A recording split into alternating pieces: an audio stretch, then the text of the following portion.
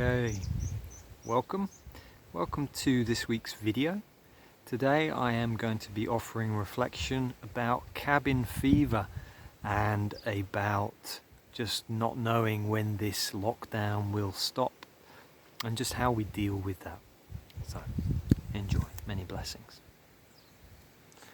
So today I thought I'd offer a reflection just about cabin fever and about this feeling, this sense around when this is going to stop, because I think I saw an announcement yesterday, certainly in the UK, that maybe it's going to extend again. And what came up for me in that instance was like, oh really? More? Again? And I just kind of caught myself. And I thought today I'd just offer a little reflection about this, about, what do we do when we're starting to feel that intensity? We are starting to go, come on, enough already, I want this to be over. Just some of the practices, reflections, meditations that we can do to start to make friends with this and for it not to be a big thing. So enjoy. So, as you can see, I am sat outside in the garden, mine and my wife's garden, and yes, I feel very blessed that I have this space that I can come and sit in when I'm not working, and I can come outside, and I've just been weeding, still got dirt under my nails, and that's really helping me to ground. And I think that's one of the things I wanted to share about cabin fever, is that it's like reframing it. So rather than it being that,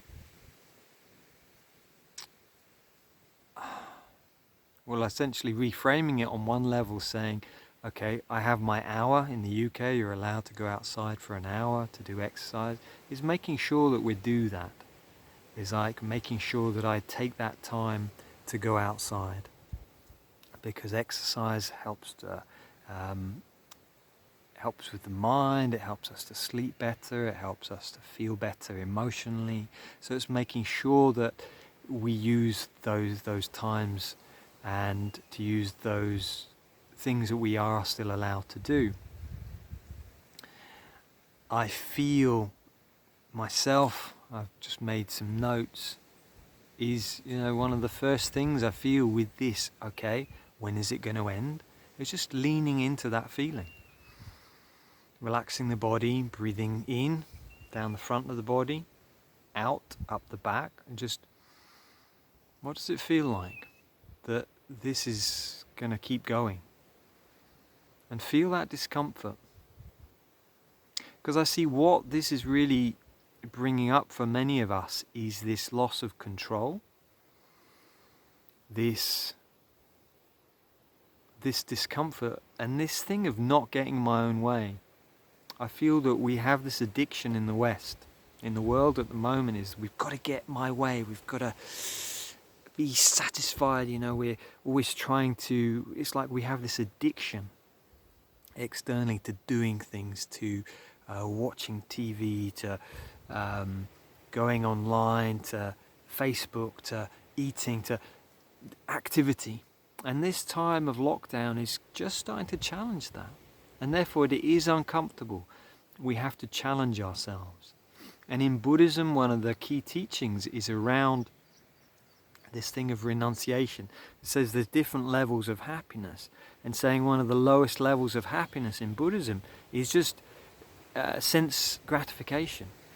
So that's a very low form of happiness, It brings happiness, but it's very fleeting because it ends. We can eat, and that's beautiful. But if we carry on eating, it soon turns into something which is unpleasant. Whereas the next level up of happiness is renunciation. It's letting go of not getting my own way. Of, restraining myself. There's a real great sense of beauty when we restrain ourselves. And this practice, this being in the lockdown, it's like, yeah, it's like that. We have to lean into this. And I realize that I only have a few minutes left before my memory runs out on this, so on the phone. So I'll be quick. So it's that letting go. What else have I said? Yeah, it's like this sense of inner freedom. It might be that it feels like, externally I don't have the freedom, but I was reading a quote by Viktor Frankl, who wrote the book Man's Search for Meaning, who spent time in Auschwitz, and he was saying that he realized that nobody could make him think something that he didn't want to. So in this instance, it's like realizing that you are free inside, that it doesn't matter what restrictions anybody puts on you, even if they were to put you in prison or take away all of your freedom. It's like that's the external. They cannot take your internal freedom, your ability to think what you want to think, to be happy, to give of your gift, to give of your light, to smile, to be in love. And it's to remember that when you're feeling this. It's like feeling powerless. No, you have so much power. You are so powerful. So I've got to finish now. So just to say, I'm doing another men's circle tomorrow, so Thursday.